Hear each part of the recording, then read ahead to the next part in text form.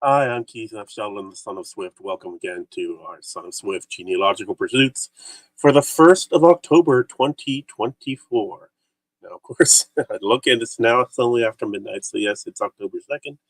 But for anyone, to the west of us, it's still October 1st, so we'll go with that. But since it is just past October 2nd, beginning October 2nd, I'd like to wish a happy birthday to my mom. Happy birthday, Mom. Starting off this week, first we got this wonderful quote from Madelengo. If you don't recount your family history, it will be lost. Honor your own stories and tell them too. Tales may not seem very important, but they are what binds families and makes each of us who we are. Now, first, let's catch up with what I've been working on for the past few weeks. I've been doing a few test things. I'm going to switch. So here we have the tree on Ancestry. Now, I had started a extra tree, the Garvin test tree, to try to figure out the ancestry of Henry Garvin and hopefully maybe connected to the Garvins that I'm related to. That continues to be a brick wall, however, going to Henry's page and all these wonderful hints, of course, all of them being pay, most of them being these small things put on it. And not much pointing towards anything of his family. So I still have here James Garvin and Margaret Cobb listed as his parents, but I'm still not wedded to that. It being that James Garvin was born over 50 years before Henry, there's most likely, if James is his ancestor, he's most likely more likely to be a grandfather than a father. Going back to the regular public tree, this also continued to be reaching out for information. I still looking for more information about the Fitzgeralds here. I sent an email to the cathedral in Cork and their genealogical response team and have yet heard anything back from them. Whether or not my Fitzgeralds are the Fitzgeralds in their church records. And if they are, then I can lock that family to the south of Ireland, to County Cork, and be able to then do more of my research into the Dunns and the Durans and whatever surnames may come up. I know that the Chevaliers are predominantly from the north. They're from Donegal, they're Mayo. We have Ardara and Donegal that still has a big Chevaline presence. So that's so tied there. And of course, they found James A. Chevalier found Elizabeth Fitzgerald in Pennsylvania. Bring them together.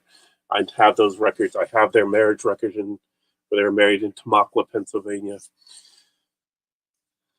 That stuff I know. It's just trying to find more of the Irish records that continues to be a research point. And of course, I mentioned the Garvins. Last week, I also brought up down here under my mom's side the Khans. You have Rebecca Kahn here, grandmother of Samuel Preston Dunn, who's great grandfather of my mom. Rebecca Kahn, her father Alexander, having found him, having had him, and his parents, James Kahn, Rebecca Ham, contact from a cousin who is a descendant from Alexander's brother Archibald, who says that she has more information. I still haven't heard back from her. I'm hoping to hear back soon because apparently she says she has information about the Gamble family, who was Alexander's wife's family, but nothing for certain on that. Now, last week I was working on the Foys, and I had found what seemed like the information didn't line up. Everyone on Ancestry, everywhere I've looked, have Mary Elizabeth Foy's parents being Hugh Foy and Mary Cannon, which makes sense by the times, but then I find Hugh Foy and Mary Cannon living in Tennessee in the 1870s, which doesn't match up. The Foys that Mary be children of most likely stayed in Ireland. So I did find a record for Mary Elizabeth Foy, as I have brought up, tying her to Harrington, Cumberland, England. We know that Mary Elizabeth Foy married John Richard Garvin in Cumberland, England. He had been born in Ireland, but then emigrated with his family to Egremont in the Whitehaven district of Cumberland, England. Sometime around 1846, I don't have the exact date on that, but we know he was there in time for his sister Mary to be born in 1847, his brother Thomas in 1849, and of course the 1851 England census. Now, so we have Egremont in Cumberland, England. Then we have Harrington, which is on the other side of Cumberland. Let me bring up good old Google Maps to show.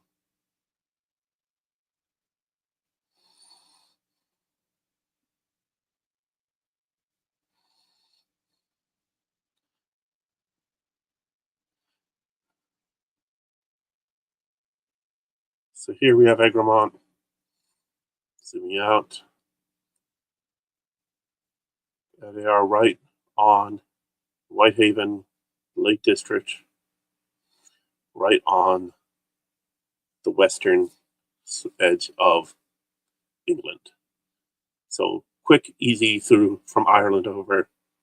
Makes sense. So I know that the Garvins settled in Egremont and eventually moved up to Claytor, Loughborough, in that area. The 1861 English census had Mary Foy living in Harrington as a servant. And then I know that my Mary Foy married John Garvin in 1863. And in the 1871 census, they're living together in Egremont. Now, Harrington, so there's Whitehaven there, is all the way up here. So that's Egremont. It says Workington there, but that's Harrington as well. Harrington right there. So that's a distance. You see 2 miles. So that's a distance of about 10, 12 miles. Okay. Now I'm sticking with this, even though there is that distance, and it's not that great of a distance. And even as the family moved to Claytor, that makes sense, bringing it closer. But the reason I'm sticking with it is because so far everything just sort of adds up right for that, and it doesn't make sense any other way. Going back to the ancestry page. John Richard Garvin.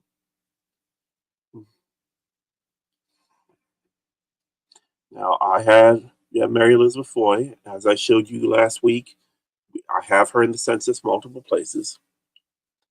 We have George Foy going back to the 1821, well, not back to the 1841 census. Prior to 1841, the English census isn't that reliable. Just as prior to 1840, the U.S. census isn't that reliable.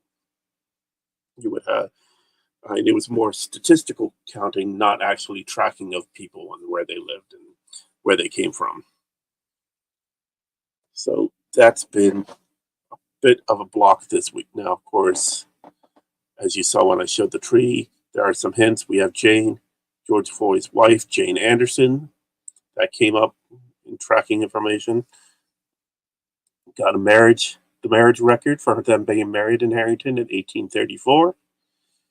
We have her death in December 1884, also showing up in records. The hints, see if there's anything new there. Nope. But we see 1851 census. Yeah, it has Jane Forster. That's not her. I'll go ahead and ignore that one. Jane Foy in 1861 census. Now, I was able to find Jane Foy in 1861 with two of Mary's siblings, and they're still in Harrington, but it was strange that Mary would be off living as a servant somewhere. Now, whenever I brought up Mary, clicked on the Amazon link with Mary, and it showed the other censuses that she's listed in, 1841, 1851, 1861, and then other records being the birth and baptism records. It also listed a death record for Mary Foy of Harrington in 1856. Now, when I did a search on Ancestry of the family trees of the Foys, about 75% of them listed Mary Elizabeth Foy as dying in 1856, based on that death record for Mary Elizabeth Foy in Harrington. But if she died in 1856, how does she show up in 1861 as a servant in the Beatty family in Harrington? That just doesn't make any sense. And then, of course, I click on that one for 1861. It doesn't give me 1871, 1881. No. Interestingly, when I went into some of those family trees on Ancestry that had this Mary Foy, daughter of Jane Anderson and George Foy,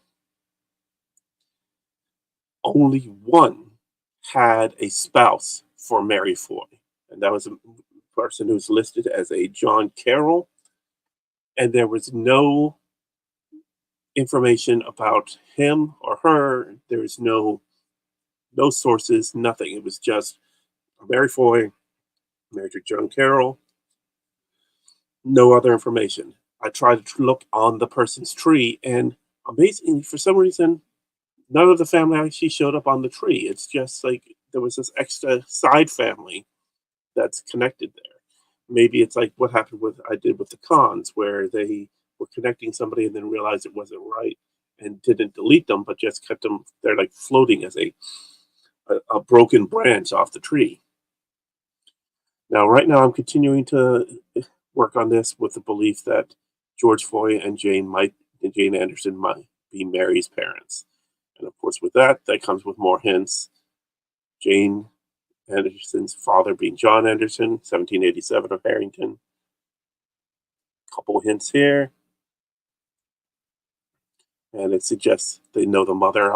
As you can see, it's blurred out there. And then his wife, Mary Winstanley. Give me 8 hints on that. All of them, of course, being behind the paywall, but also the parents. Sometimes if you're looking, it might just accidentally catch and list you the names that they have listed there, but It used to be a free thing that they came up, but not anymore. So that's where I am with the Foys. I think I've got a little bit more there. I'm still considering that as the most likely option. And the fact that there's a Mary Foy in Harrington that died in 1856, but then there's another Mary Foy in 1861. Could it be that my family's Mary Foy is the one that was the servant in 1861, but having emigrated from Ireland? And it's a completely different Mary Foy that just happened to be in Harrington 5 years after the death of Mary Foy, the daughter of George and Jane. That's a possibility. Right now, it's connected because that just made the most sense on Ancestry. So that's where we stand with that tree, that part of the tree. And there's more there. I'm not putting too much time into tracking back the Andersons and the Winstaleys because I really want to firm up this connection here. I don't want to put too much effort into it if I'm just going to end up having to take it all out.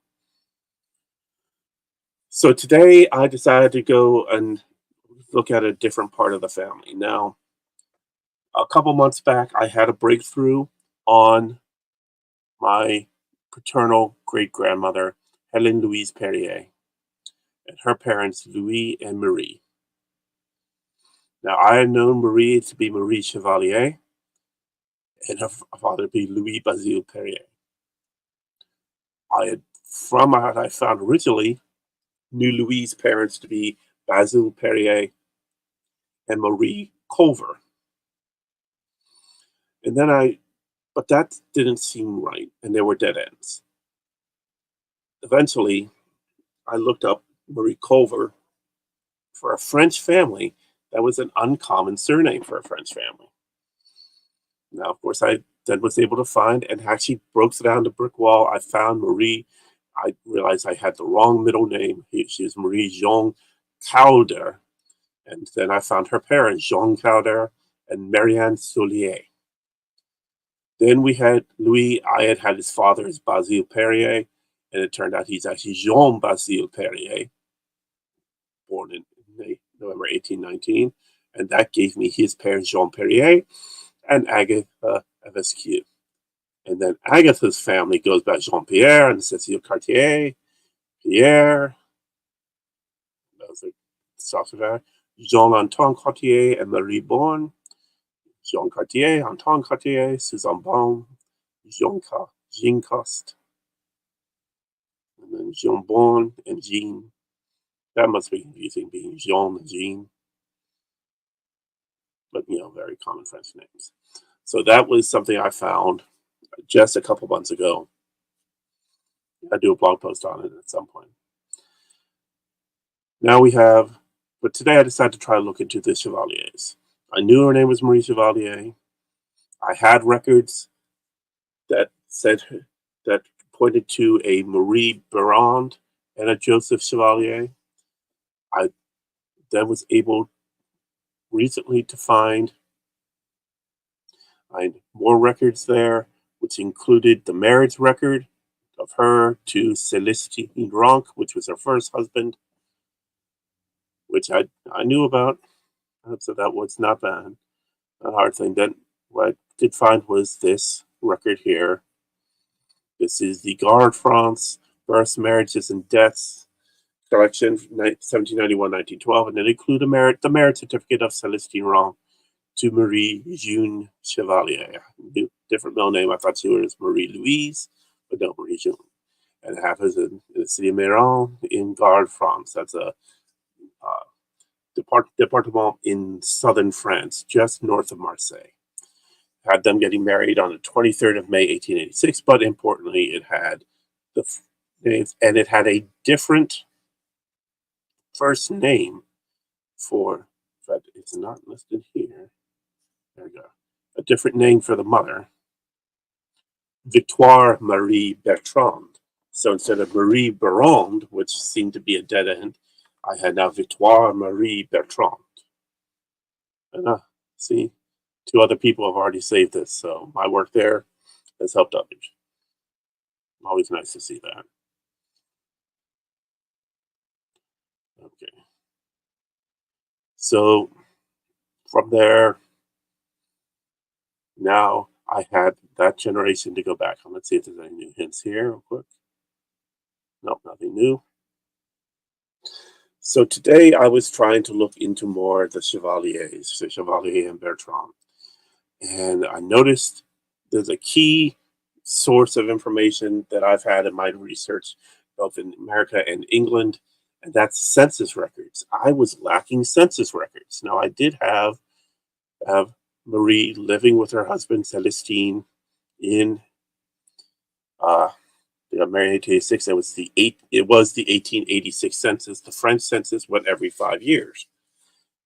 So then it became okay, what other census records are there available? And I wasn't finding much on Ancestry. But thankfully, there are other sources out there. So that's one of the things I want to discuss tonight. Don't stay limited to Ancestry. There are other wonderful sources, and one of those that I'm going to talk about tonight is Family Search.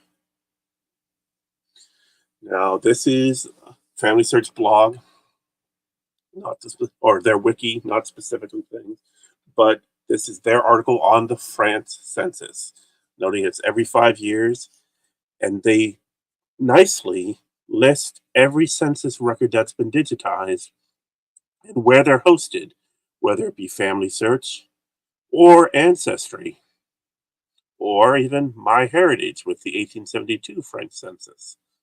And then 1872 to 1960, for instance, the Côte d'Armor. Now, I knew Chevaliers were in Guard. And from my research not too long ago, I know that Louis Perrier was from Marseille. Now, Louis met Marie while they were in Missouri, having emigrated to the United States. She had been married to Celestine Rock. She had 3 children with him, but she married Louis and ended up ditching Celestine for Louis. And once they got to Pennsylvania, and then living the rest of her days as Mrs. Madame Perrier. So this is trying to find that information going farther back. So I jumped on MyHeritage and on Family Search to try to find that. But so far, nothing much.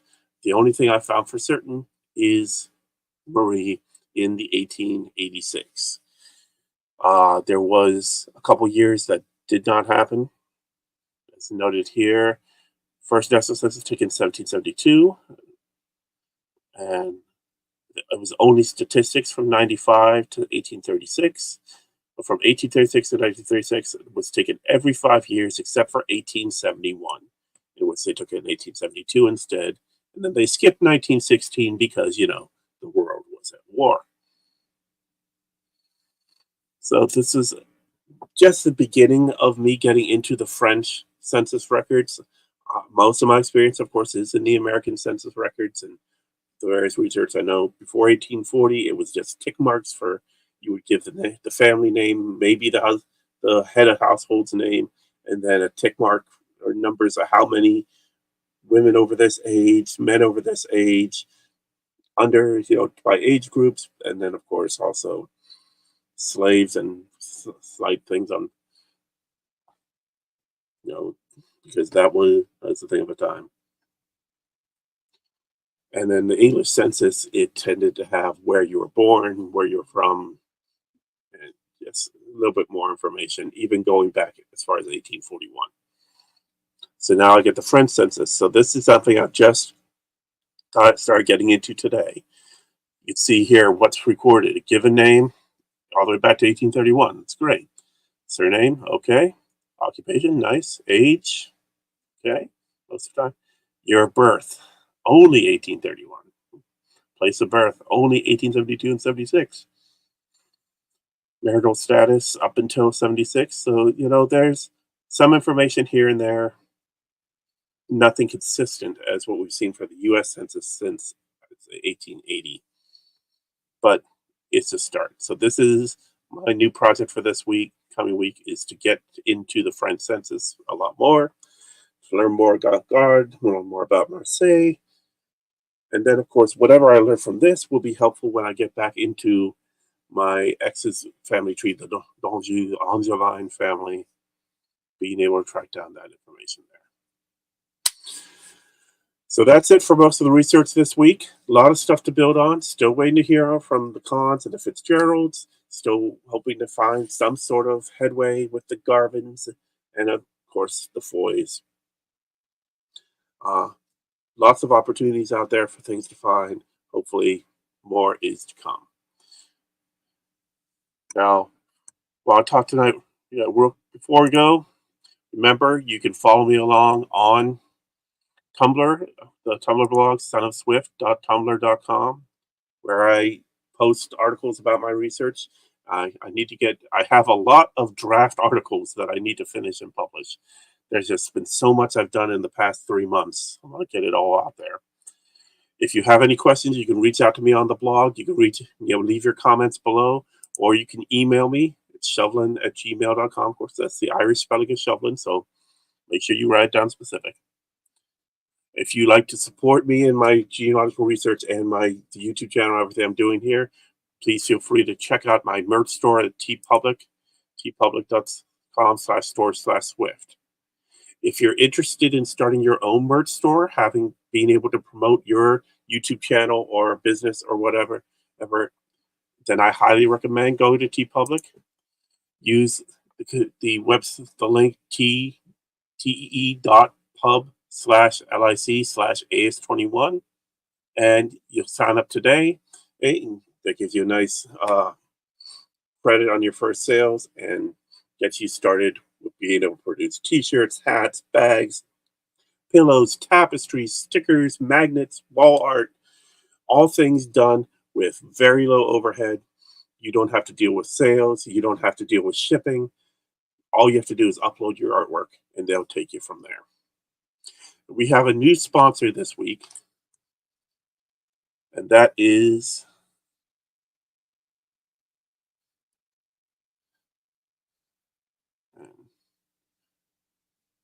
Sticker Mule. I've been working with Sticker Mule lately on different things. I'm not sure exactly. I think it was somehow kind of an email from them, but they produce stickers, obviously, right in there in the name. And the ones I've gotten so far have been pretty durable. I was able to get some wonderful Son of Swift stickers printed up that came out really nice. And of course, they're translucent, so they look nice wherever you put them, including if you want to put them on your laptop or your car or wherever you like to put stickers. They also always send out little examples of other things that they have when you get your order. So they give you fun little stickers, which is always fun for the kids to play with. Coasters, all kinds of things that they have. You can see custom labels, custom packaging, custom t-shirts. Right? And then the best thing, they give you free samples of things. See a sample pack there for $1, but the best thing I found is their deals. Right now, for just $19, you get 50 custom 2.25 inch by 2.25 inch round buttons. It's regularly $40, so it's half the price, but free shipping. How awesome is that? Every week there's a new deal. Last week was the big deal week where they had a new deal every day, but every week there's a new deal. All kinds of cool things to check out. And I was able to get these stickers on one of these deals for like $10. It was really great savings. Quick shipping, they do online proofs and discounts for multiple designs, all of that available to you. So just click the link in the description below, sign up today, and when you click that link, you get a $10 credit to your account right from the beginning. So check that out. Get your brand, and if you want branded gear for just for your own wear or handouts. That's a great way to get it. It's a good new company. I'd worked with Vistaprint for years, and then they ended up not being as reliable. They got more expensive. They got less reliable. I've tried For Imprint. I've tried Sides.com. I've tried several different vendors over the years.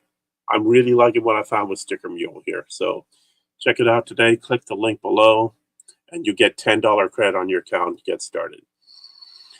That's it for this week. As always, reach out to me online. I'm happy to give any advice or how point you in the right direction. If you're a member of any of the families I listed tonight, the Shovlins, the Fitzgeralds, the Garvins, the Foys, the Cons, the Gambles, the Duns, the Gerons, the Herons, the the Perriers, the Chevaliers, the Calders, there's the Bertrands, Cartiers, and many more going back.